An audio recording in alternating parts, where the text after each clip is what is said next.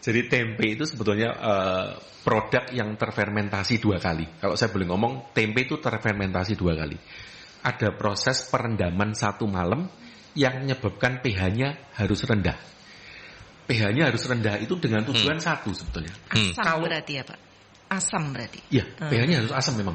Antara 3,5 sampai 4 sekian. Itu memang diciptakan, dikreatkan di pH tersebut.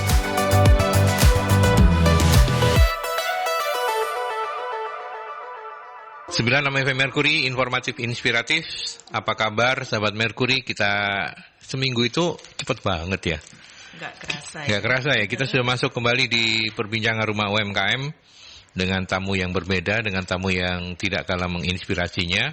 Sayang saya kehilangan sahabat satu saya, Mas Freddy Sambang ya, teman yang biasanya bersama Lucy menemani saya di rumah UMKM. Tapi tidak mengurangi kegayangan kita untuk berdiskusi sore hari ini. Lus, apa kabar? Sehat? Alhamdulillah, baik. Sehat ya? Karena suka makan tempe ya? Oh, betul. Luar biasa. Belum digoreng masih mentah itu. Iya. Soalnya tadi cluenya gini loh. Kok kenal saya Mbak? Kata tamunya begitu. Mbak Lucy bilang, ini saya makan setiap hari katanya. Siapa tamu kita hari ini Lucy? Iya, di sebelah kiri saya ini adalah Pak Sutono. Sutono ya? Dia adalah owner dari Tempe Hyena. Hyena itu enak banget gitu. Begitu ya. Gitu ya Pak Sutono. Iya, saking enaknya sampai enak gitu ya. Iya ya. Itu kalau bahasanya Pak Sutono hauja. Apa kabar Pak Sutono? Sehat? Ya, sehat. Terima kasih. Mungkin bisa lebih dekat ke mikrofon. Iya. Sebenarnya beliau ini bukan kali yang pertama ngobrol di ruangan yang sama ini dengan setting yang berbeda ya. Karena Pak Sutono pernah hadir juga dalam acaranya apa itu ya. Pokoknya soal bisnis ya waktu itu kan. Nggak salah ya sama siapa namanya Pak Rudi dari Madam Chang ya. Dan senang bisa memastikan Pak Sutono masih sehat, segar gitu, berkat tempe juga. Suka makan tempe ini enggak Pak? Pasti ya Pak ya? Pastilah ya. Oke, beliau ini punya produk namanya Tempe Hyena dan kurang lebihnya seperti ini. Difotoin sama Yanti, saya tunjukin aja. Bagus loh Yan.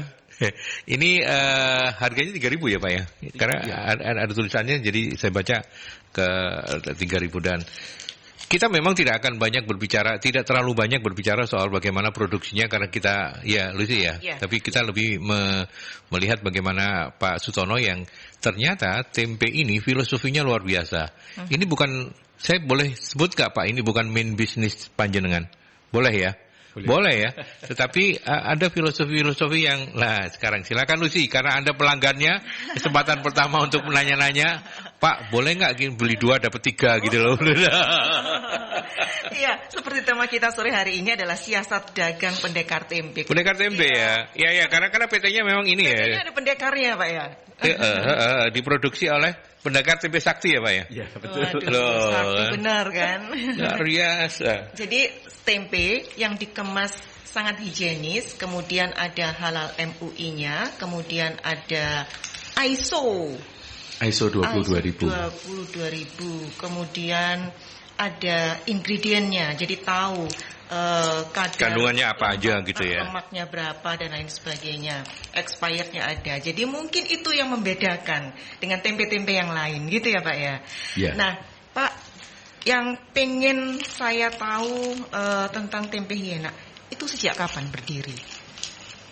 Jadi gini, Tempe Hyena ini sebenarnya lahirnya dari cuman pembicaraan malam hari. Jadi gitu. Akhir tahun 2011 itu om saya itu salah satu pemilik bisnis jaringan, bisnis makanan yang kalau saya sebutkan pasti teman-teman tahu. Dan dia punya jaringan ada 70 resto waktu itu. Oke. Dia waktu itu tahun 2011 akhir tahun. Saya ngantarkan keluarga om saya dan keluarganya di Batu. Ke Batu maksudnya. Ya. Jadi waktu malam hari itu om saya cuma tanya begini, 5 tahun lagi dari sekarang kamu mau ngapain? Nah loh. Itu pertanyaannya gampang. Jawabannya sulit. Jawabannya sulit waktu itu. Sehingga waktu itu langsung mikir ya Pak ya. Langsung mikir, dan di malam hari itu terus kita mengerucut.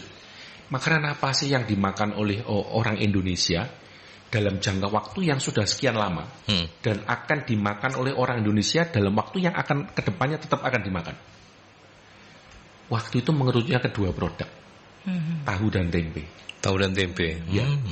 Tapi waktu itu kita berpikir tahu itu sudah banyak yang buat, sudah banyak yang branding. Tempe sudah banyak yang buat.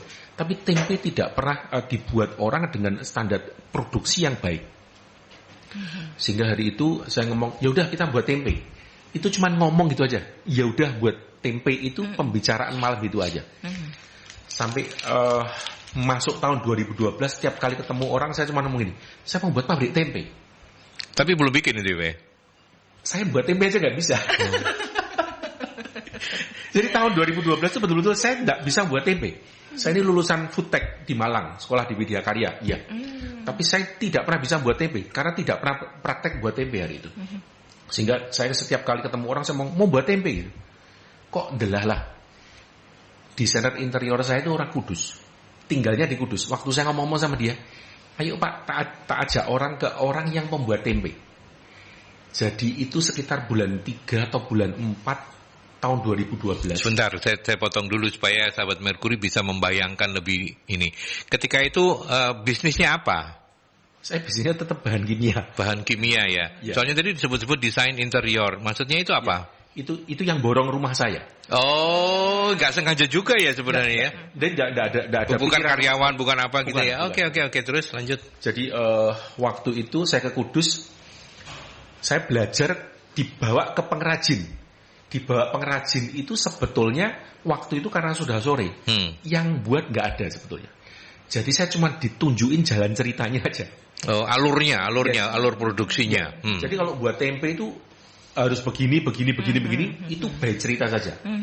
Jadi prakteknya nggak ada sebetulnya. Iya, nggak ada YouTube pula zaman dulu ya Pak. Belum ada. Jadi waktu itu ya sudah, saya mau buat gitu. Akhirnya saya diantarkan ke tempat orang jual kedelai. Saya beli 50 kilo. Sama saya beli ragi. Saya bawa pulang ke rumah sendiri. Saya timbang kedelai 1 kilo. Itu pertama kali saya trial. Itu saya rendam kedelainya based on yang diajarkan itu. Sesuai dengan SOP-nya. Ya. Cerita aja. Pokoknya buat betul-betul perkiraan aja. Jadi hari itu saya rendam. Lalu saya buat pertama kali itu saya pelocoti. Ini mesin kan gak ada semua nih ceritanya nih. Jadi betul-betul saya pelocotin. Itu melocotin kedelai 1 kilo itu 1 jam. Itu pertama kali kita buat. Jadi kita pelocotin terus kita ya sesuai SOP kita buat sendiri. Sampai setelah kita ragi, kita kasih ragi semua, kita packing sesuai dengan SOP itu. Ternyata tempe itu 2 hari berikutnya jadi. Saya real tidak ngerti cara buat tempe, saya nggak ngerti semuanya, pokoknya betul-betul dari nol. Baik cerita aja saya aplikasikan gitu. Setelah itu saya ngomong, saya fotokan ke dia, tempenya jadi loh.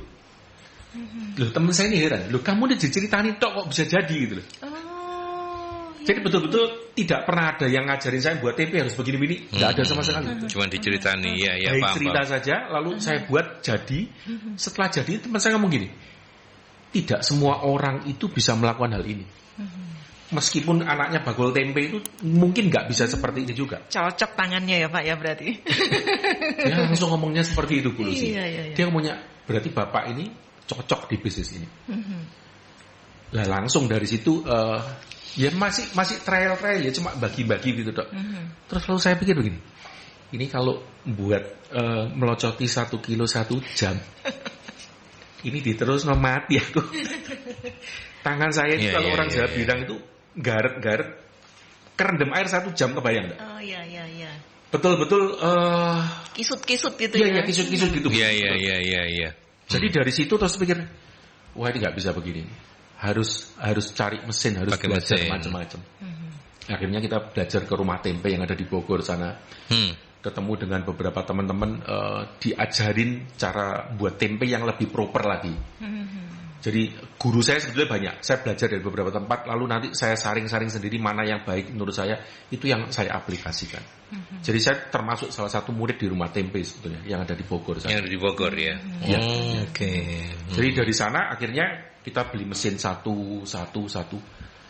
Ya pertama kali buat ya cuma 1 kilo aja Bu Lucy.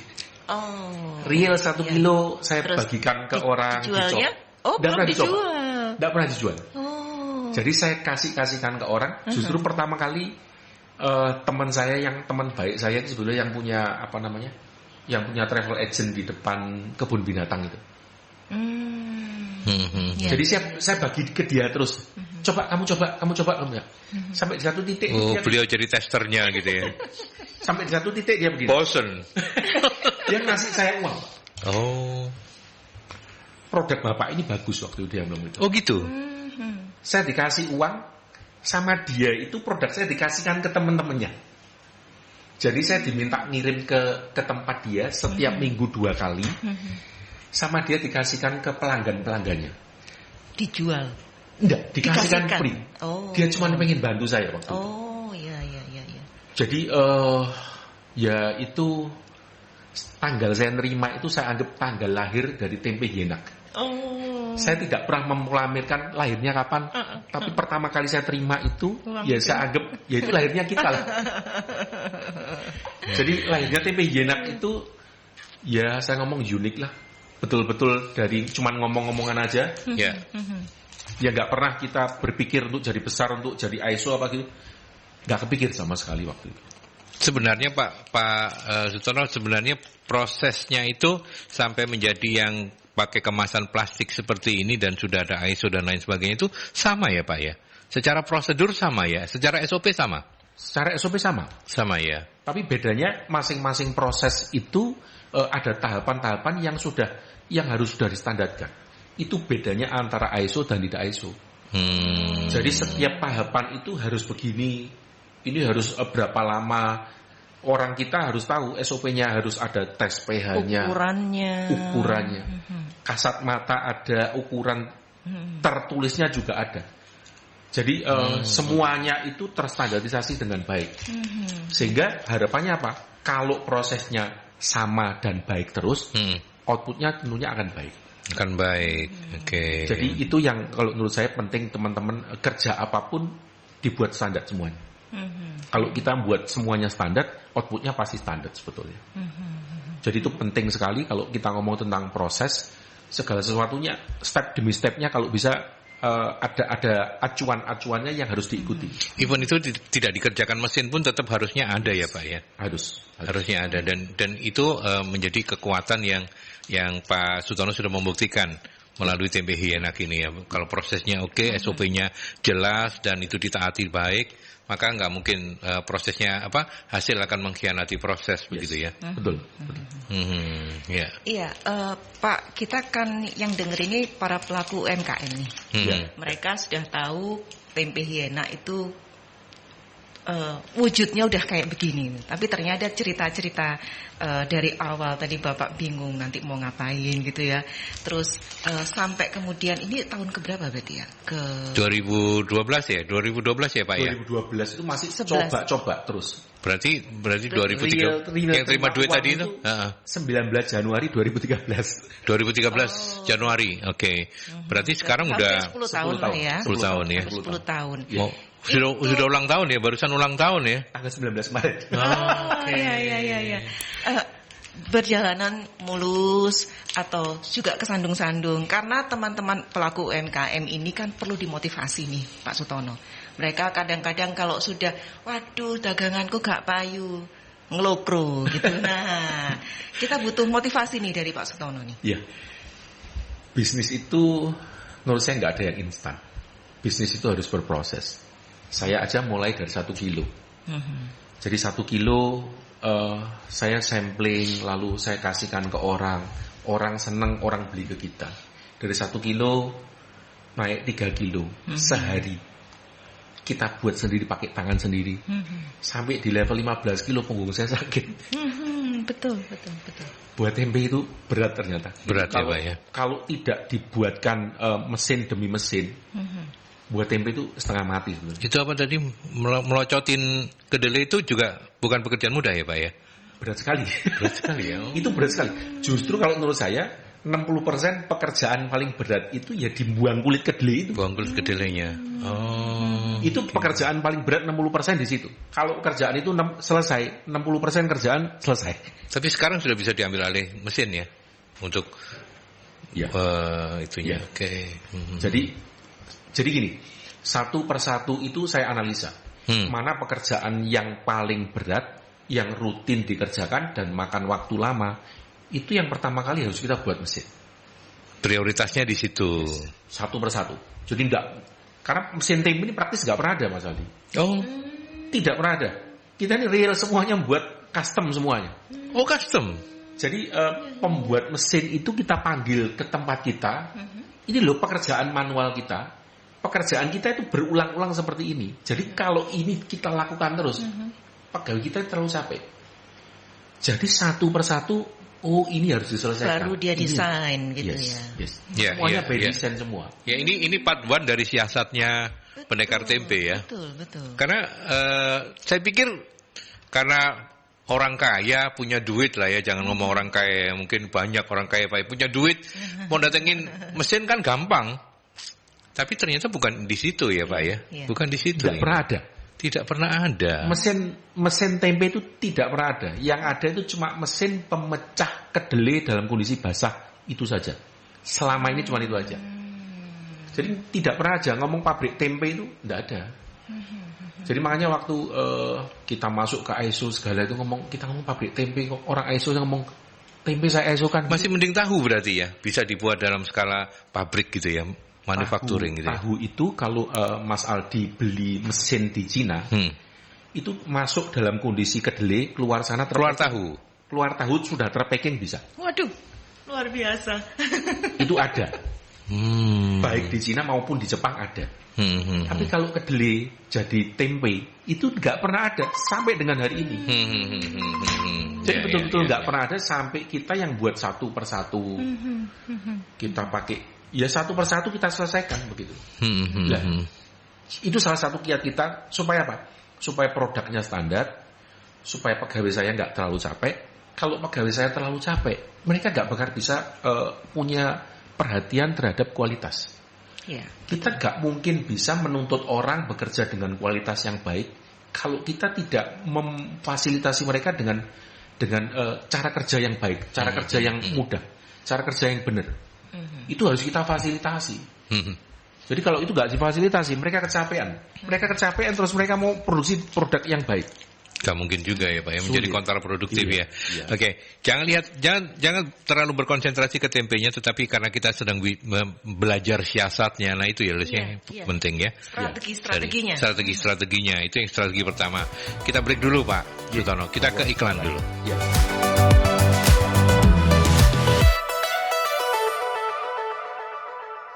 Oke, kita lanjutkan kembali. Banyak insight menarik ya. Bahkan Yanti tadi mengingatkan jangan punya mental tempe. Ternyata mental tempe yang dimaksud oleh founding father kita itu ada filosofinya ya. Ya, Pak Sutono ya. Gimana tuh Pak Sutono? Karena kan proses mungkin jadi gambaran saja, proses orang bikin tempe yang tradisional itu kan daripada tangannya terus kayak ini ya. Berkerut karena kecelup air terlalu lama, diinjek-injek gitu ya. Nah, mental tempe itu ternyata dari situ Pak. Gimana ceritanya waktu itu Pak? Ya, jadi gini. Jadi zaman dahulu itu buat tempe kan sebetulnya nggak pernah ada mesin. Jadi ngomong baru ada mesin pemecah kedelai itu ya baru-baru saja sebetulnya. Baru-baru ya. Jadi hari itu tahun waktu Pak Karno menyampaikan jangan jadi bangsa yang bermental tempe. Itu sebetulnya adalah maksud baik dari Pak Karno sebetulnya. Jadi Pak Karno waktu itu mengingatkan kita, jangan jadi bangsa yang mau diinjak-injak. Oh, itu semangatnya. Yes.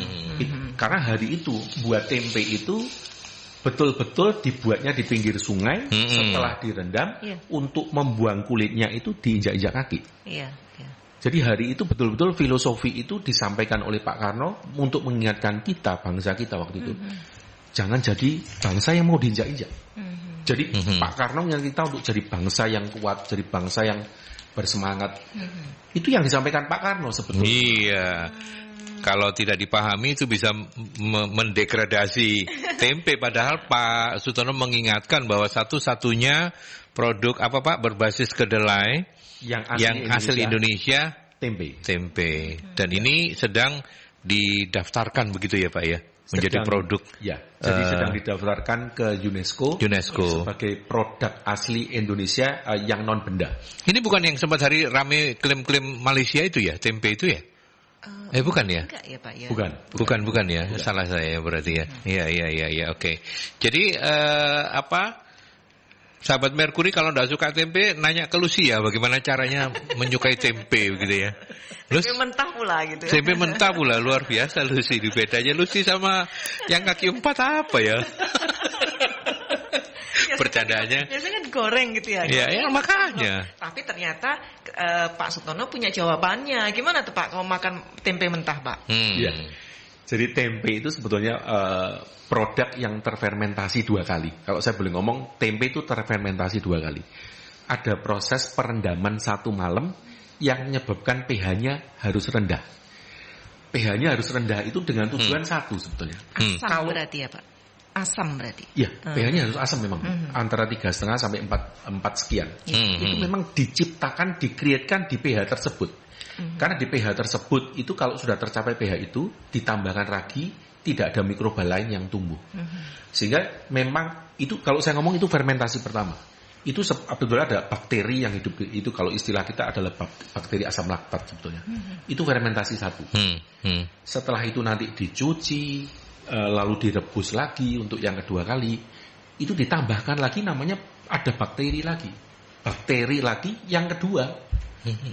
Rhizopus, Oligosporus dan macam-macam. Ada beberapa jenis bakteri sebetulnya. Tapi yang dominan, yang dominan itu ya Rhizopus, Oligosporus itu. Lah, itu sebetulnya fermentasi yang kedua. Jadi dengan tumbuhnya bakteri-bakteri itu sebetulnya sudah terjadi yang namanya pemecahan-pemecahan rantai-rantai itu. Rantai proteinnya jadi protein pendek yang mudah diabsorb tubuh kita. Bagus untuk pencernaan gitu. Betul. Jadi ini mikroba yang tumbuh di sana itu 10 pangkat di atas 10 pangkat 6 Bu per gramnya. Itu jauh lebih tinggi daripada kalau kita ngomong minum L-kaseirotastrin ya. Something like that. Ini lebih tinggi sebetulnya. Iya. Jadi, lebih murah pula. Kita ini nggak menghargai murahnya tempe di Indonesia. Karena kita nggak tahu kali Pak.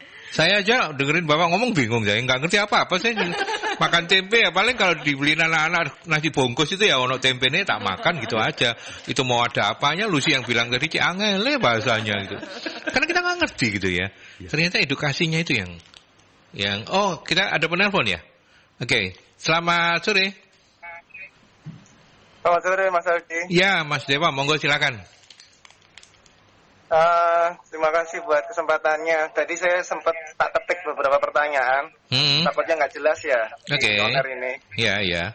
Yang pertama ini saya tertarik soal bisnisnya. Apakah dari pemilik brand tempe ini tidak membuka kelas coaching untuk membuat orang Surabaya atau siapapun jadi pengusaha tempe atau jadi pengrajin tempe gitu loh. Oke. Tapi yang ngajar tapi harus bosnya, harus pemiliknya, bukan nyuruh anak buah lagi ya. Oh iya. Lihat, bosnya mau megang ini. Nggak punya anak buah kok. Diajarin tapi anak buahnya. Iya. Oke.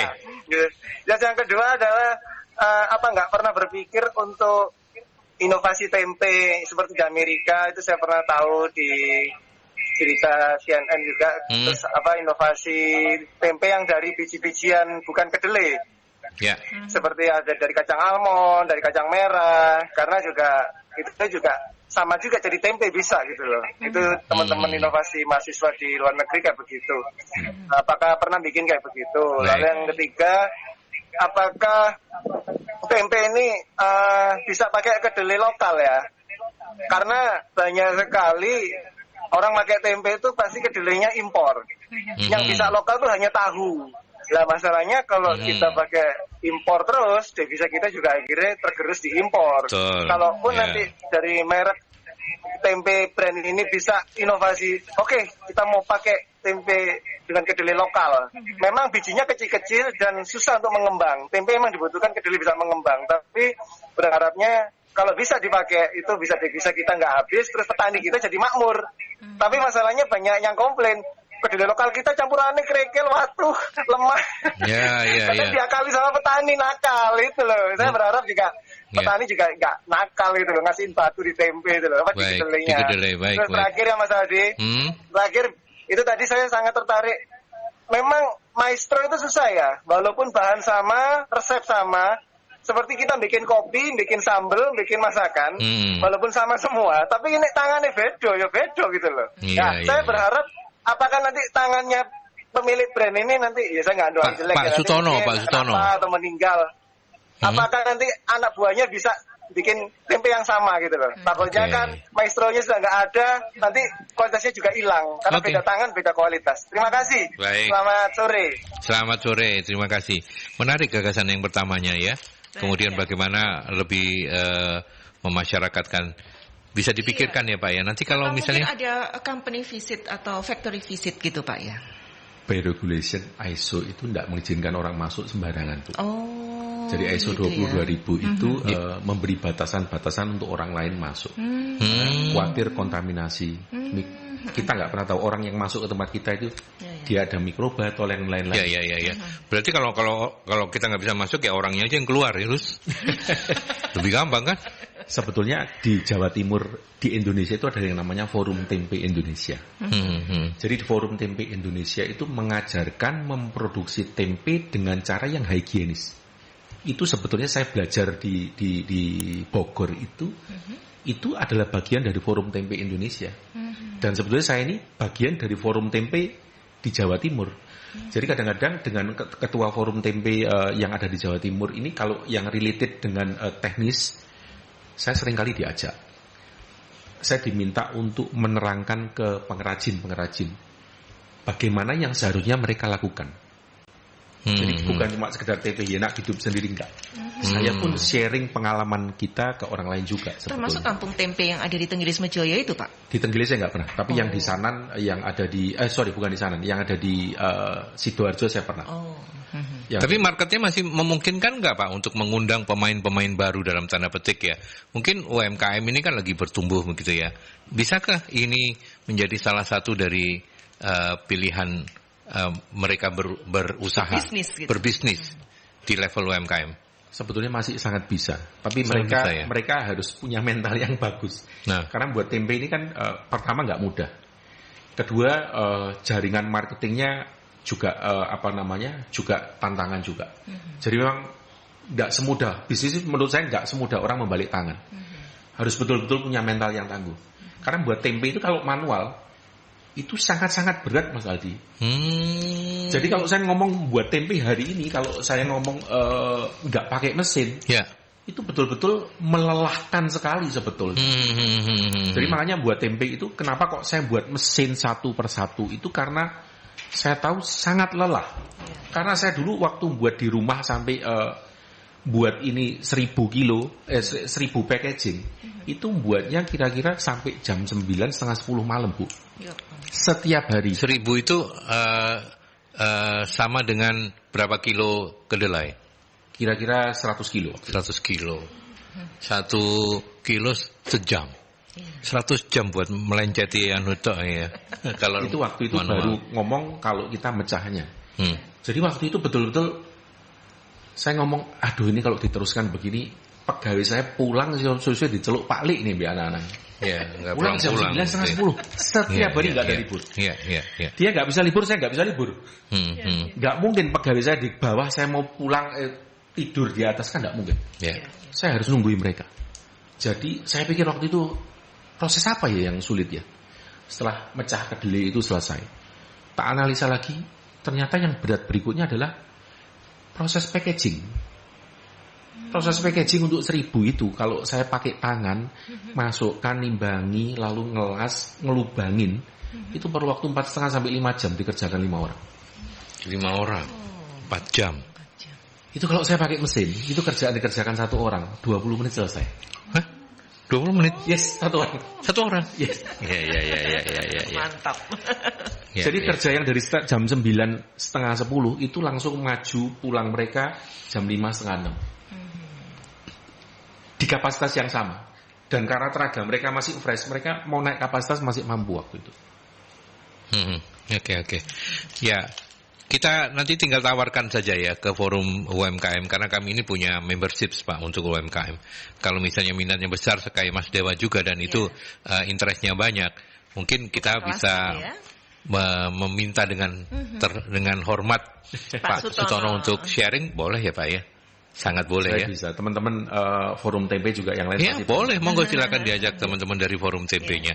Itu yang Mas Dewa pertanyaan pertama. Yang keduanya soal inovasi tempe ya diversifikasi dari bahan-bahan yang lain.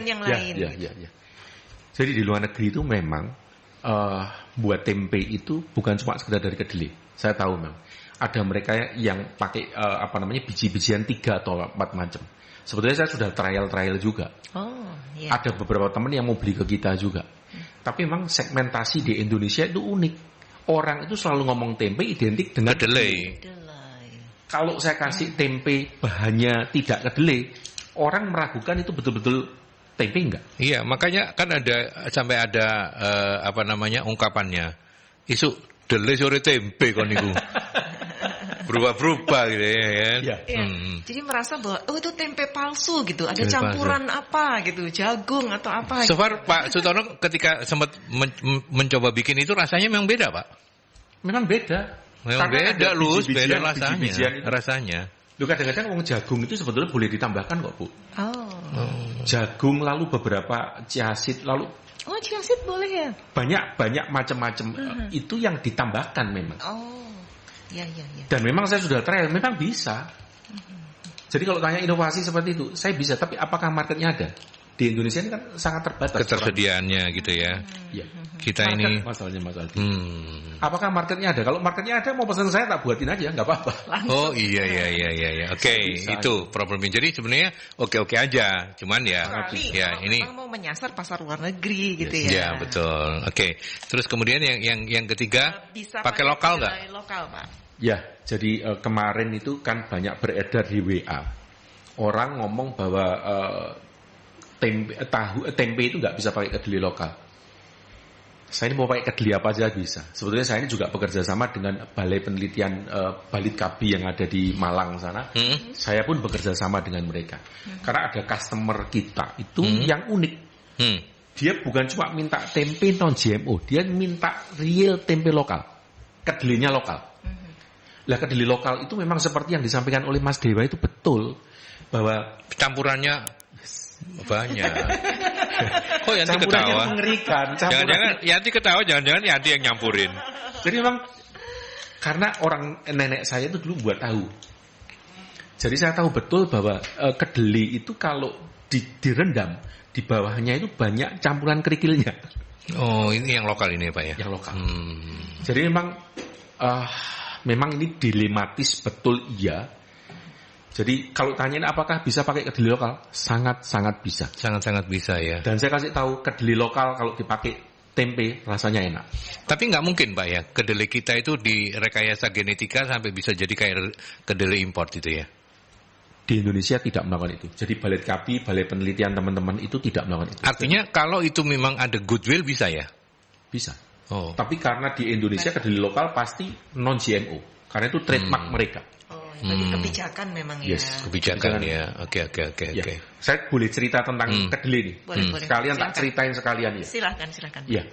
Jadi kedelai di Indonesia itu unik. Kalau saya boleh ngomong, saya ini pernah diundang di Amerika. Di Amerika itu pengrajin punya lahan rata-rata 800 hektar per kepala, per keluarga. 800 hektar. 800 hektar per keluarga. Jadi artinya di Amerika itu memungkinkan untuk memakai mekanisasi pertanian. Mereka itu dibatasin oleh musim. Mereka hanya bisa menanam sekali setahun di musim panas. Jadi artinya di musim itu mereka harus segera menanam dan memanennya pun waktunya jelas. Karena kalau mereka nanamnya terlambat atau manennya terlambat, kedelainya pasti rusak. Sehingga kedelai di Amerika hanya ditanam di musim panas. Mereka harus pakai mekanisasi pertanian sehingga mereka sangat efisien. Mas Aldi bisa kebayang. Nanam kedelai 1000 hektar itu cuma satu keluarga saja yang nanam. Berapa orang itu? 3-4 orang selesai puluh sih. Waduh. 1000 hektar, Lus. Yes.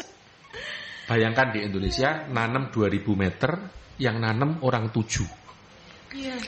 Itu masa nanamnya. Belum lagi nanti masa perawatannya. Belum lagi nanti masa panennya. Belum lagi nanti kalau panen diinjak-injak, ditaruh di pinggir. Sehingga tidak heran kalau kedelai lokal itu banyak batu dan banyak pasirnya. Karena di Amerika pada saat panen itu mereka pakai mekanisasi juga. Jadi mesin yang sama untuk menanam dan panen itu mesinnya sama. Tapi ada tambahan-tambahan peralatan. Jadi pada saat panen langsung di belakangnya itu ada ada truk yang sangat besar. Dan di Amerika itu jalanannya itu sangat bagus. Sehingga kedelai yang dipanen ini truk yang di sebelahnya itu langsung masuk ke jalan besar, itu masuk ke tempat prosesor. Jadi jangan heran kalau kedelai di Amerika itu bisa murah. Itu bukan cuma isu GMO non GMO, even non GMO pun mereka praktis jauh lebih murah.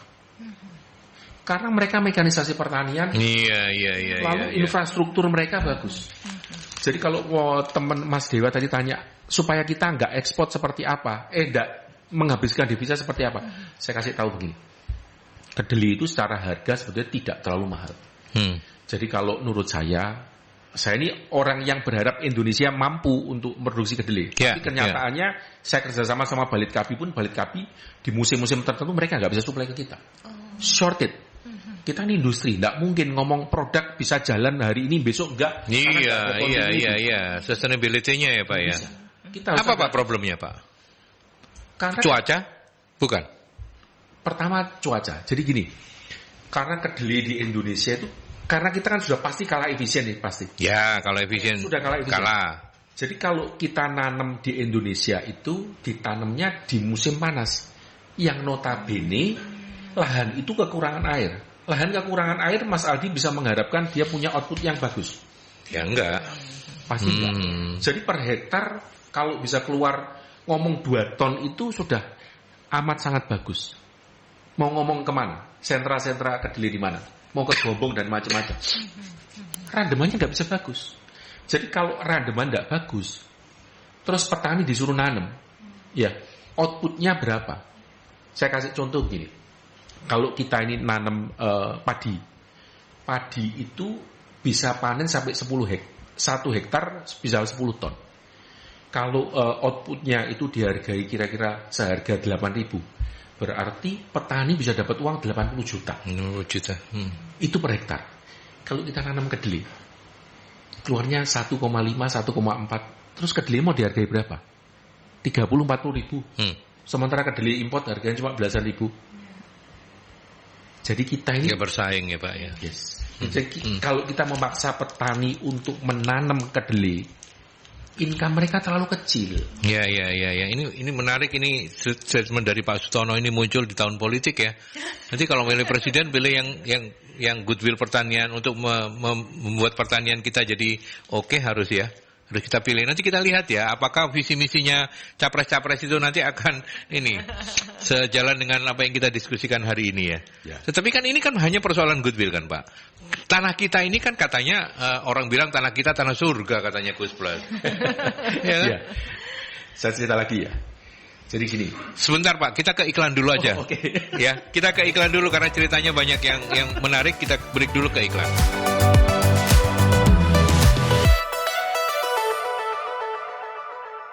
Ya oke. Pak Sutono, saya potong ceritanya karena saya harus menghargai sahabat-sahabat Merkuri yang sudah menitipkan pertanyaan ke saya daripada nanti saya yang dihujat-hujat. Karena ini ada beberapa sahabat yang menanyakan, ada yang nanya harga jual. Saya mulai dari Pak Tony dulu ya. Bagaimana tempe Heinak dulu mengawali marketing atau mencari marketnya? Apa tips bisa bertahan sampai saat ini? Saya rangkum saja begitu ya karena waktu kita. Terus ada Ibu Ima, apa tipsnya bagi pelaku UMKM pemula yang baru memulai usaha? Dan udah 2 itu dulu. Nanti yang berikutnya ada Bu Norma dan Pak Joni. Jadi mengawali marketingnya, cari marketnya, terus kemudian apa tips-tipsnya ini? Karena yang dengerin juga beberapa teman-teman UMKM. Monggo Pak Sutono. Jadi awalnya kan saya ini memang dulu buatnya lalu disampling. Sampling dalam artian dibagi-bagikan ke teman-teman. Jadi real waktu itu saya bagi-bagi ke teman-teman semuanya. Betul-betul dibagi, cuma dikasih gratis gitu aja. Gratis. Setelah gratis itu kok mereka itu tertarik.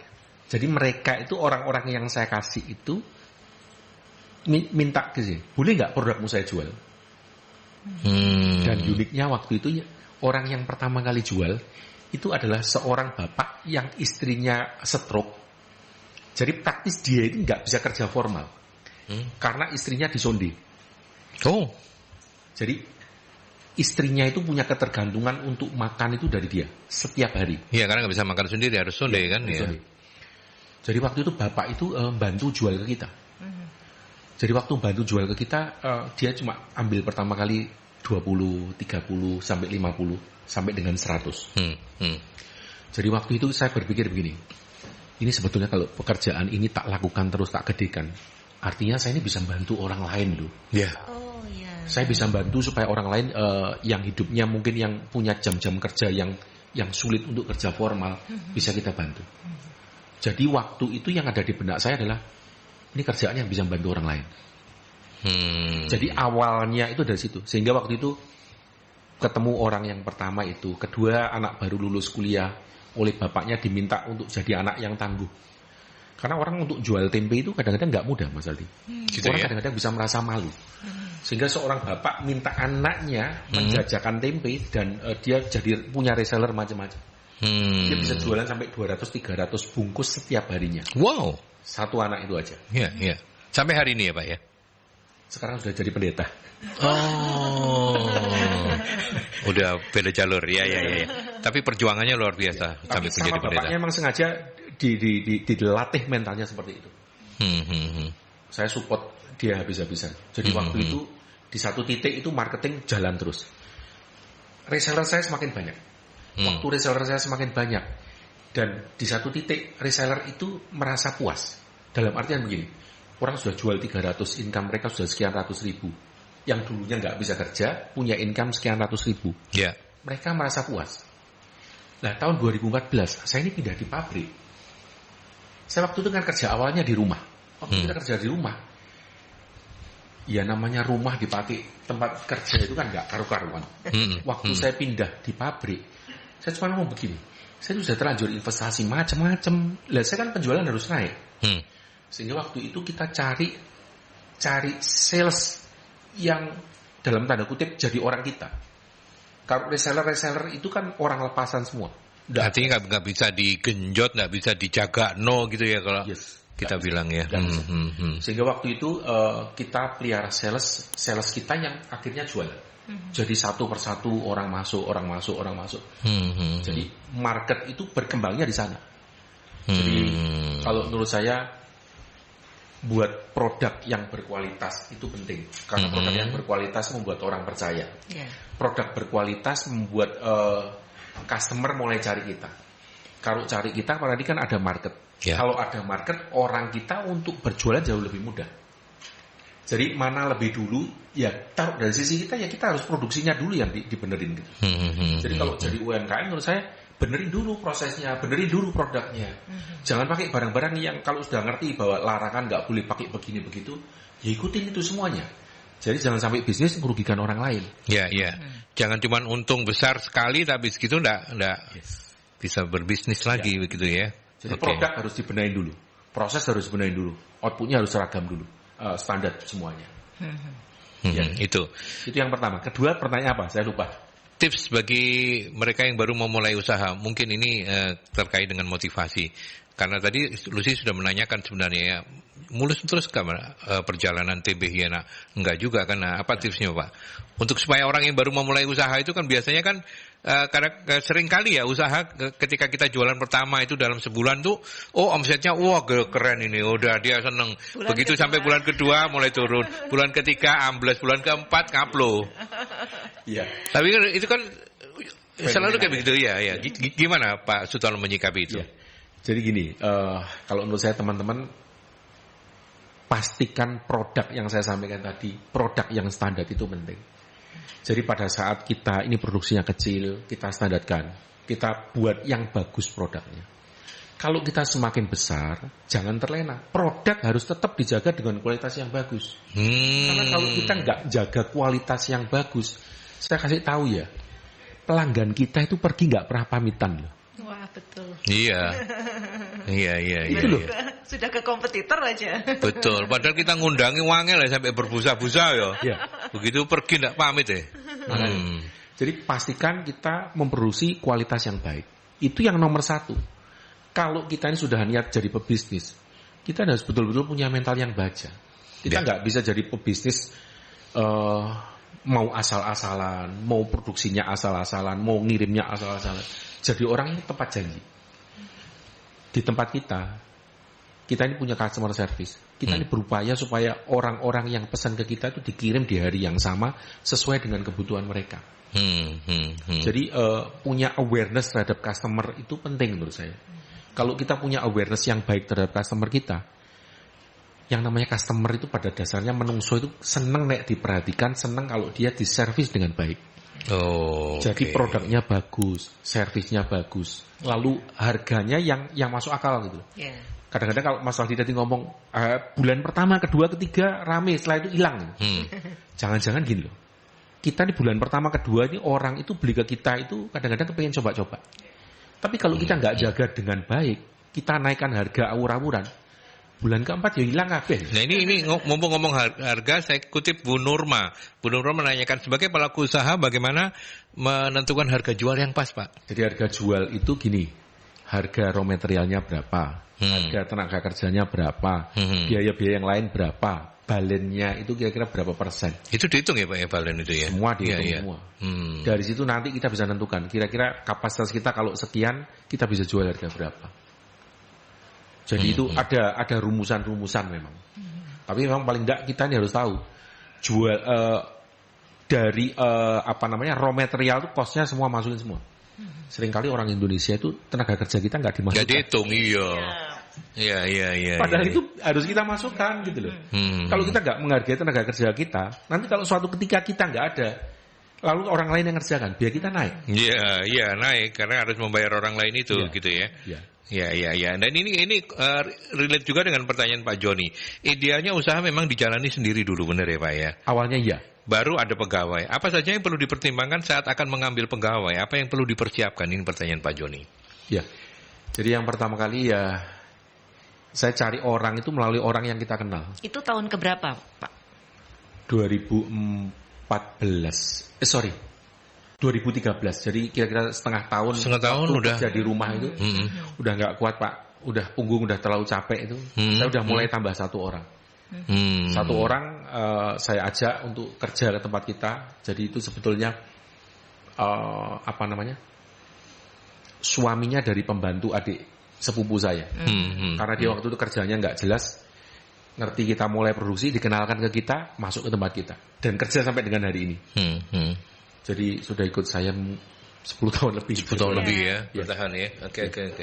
Jadi ya kalau kerja pertama kali ya cari orang yang hatinya frekuensinya sama gitu. Niatan hatinya sama-sama baik untuk lihat sama-sama kerja untuk bantu orang. Dan kalau timing mungkin ini ditanyakan, mungkin sempat ditanyakan apa saja yang perlu dipertimbangkan saat mengambil pegawai. Mungkin kalau bicara soal timing gimana Pak? Menunggu sampai kita kewalahan dulu baru ngambil pegawai atau seperti apa? Saya waktu itu memang ngambil pegawainya pada saat saya sudah nggak kuat. Sudah kewalahan ya. Sudah kewalahan. Jadi waktu itu kerja sama istri sendiri. Sudah 20-30 kilo itu. Waduh. Itu makan waktu. Anak saya kadang-kadang sampai jam 10, jam 11 itu waktu itu saya kerjain sendiri. Sebelum ada pegawai jam 10, jam 11. Anak saya nggak mau tidur, Bu. Jadi anak saya nungguin kita kerja. Waduh, nanti lama-lama ini dia kasihan. Saya juga sakit. Kasihan, iya. Akhirnya manggil orang satu. Lalu sopir saya minta untuk kerja sekalian. Jadi saya tambah saya tambah gajinya mereka karena kerjaan ini. Ya satu persatu kita benain lah. Nggak ada semuanya instan lah. Semuanya harus kita harus memulai dulu. Tapi kalau kita mulainya dari dalam spirit kerjanya itu jadi budaya kerja di tempat kita sampai dengan hari ini. Iya. PT-nya memang pendekar Tempe Sakti ya, tetapi yang disampaikan oleh Pak Sutono ini ya business as usual begitu ya, artinya ya layaknya bisnis lah ya. Yes. Dan terima kasih sudah mengingatkan kita pada hal-hal yang sebenarnya kita semua bisa. Cuman kadang-kadang ada orang yang secara mentalitas itu kuat banget, ada yang gampang ngelokro kalau orang Jawa bilang gitu ya Pak ya. Kurang tangguh gitu. Kurang tangguh begitu ya. Tapi justru ketangguhan itu, tetapi satu hal yang saya catat menarik dari Pak narasumber kita adalah SOP, produk itu harus benar-benar, karena seringkali apalagi kalau skalanya masih bisnisnya rumahan gitu ya Pak ya. Dapat pesanan dari awalnya 10 jadi 50 jadi 100. Dapat pesanan 200 saja, harga kue yang ke-1 dan yang ke-99 belum tentu sama bisa. Iya. Karena tangannya udah kesel, Pak. Iya, kan? Itu bisa juga menjawab Mas Dewa tadi ya. Jadi beda tangan, beda rasa. Ini nggak akan mungkin ya. Tangannya beda, rasanya tetap sama karena SOP-nya sudah ada. By the way, sudah punya putra mahkota untuk meneruskan bisnis ini? Anak saya yang pertama ini sudah mulai sekolahnya supply chain. Jadi kedepannya mungkin pada saat dia di Jakarta inline, ya? Mungkin dia akan handle lah nantinya. Pak Sutono, tempe Henak masih buka reseller? Masih. Sampai hari ini ya? Sampai hari ini masih. Bisa dikepoin di mana? Instagram ya. Atau bisa langsung nelpon ke Pak Sutono? Ke IG kita aja lah. Ke Instagram. DM ke IG ya? Iya. Itu apa? Nanti tempe Hienak. Tempe Hienak. Hienaknya sahabat Merkuri itu HIENAK ya, Hienak. Ini nih kayak ini nih. Tempe Hienak. Sayang ini belum matang. Kalau udah matang dibuka sama Lucy dimakan juga nanti di sela-sela iklan gitu ya. Jadi di IG-nya ya. Iya.